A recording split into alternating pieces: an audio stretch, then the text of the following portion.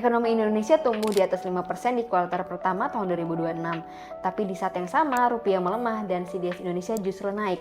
Kenapa bisa gitu ya? Kita ulas yuk!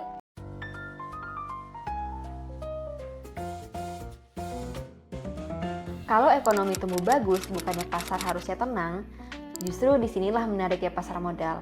Karena pasar tidak hanya membaca pertumbuhan ekonomi saja, tapi juga membaca risiko. CDS atau Credit Default Swap sering dianggap sebagai harga perlindungan risiko sebuah negara. Semakin tinggi CDS, semakin besar kekhawatiran investor terhadap stabilitas ekonomi dan keuangan.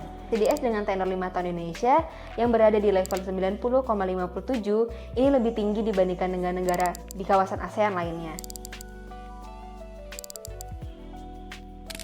Makanya, meskipun ekonomi Indonesia masih tumbuh, pasar tetap harus selalu waspada karena di dunia keuangan, sentimen dan kepercayaan sering bergerak lebih cepat dibandingkan dengan data ekonomi.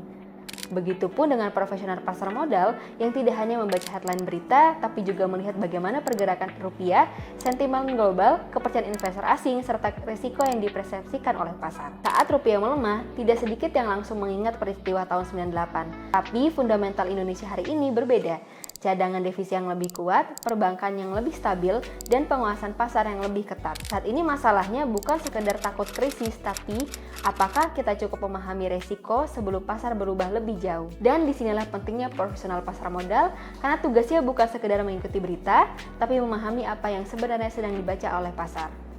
Karena di pasar modal, orang yang bertahan adalah orang yang paling memahami resiko. Info sertifikasi lainnya sahabat bisa kunjungi di lsppm.com. Next, kita bahas apa lagi ya?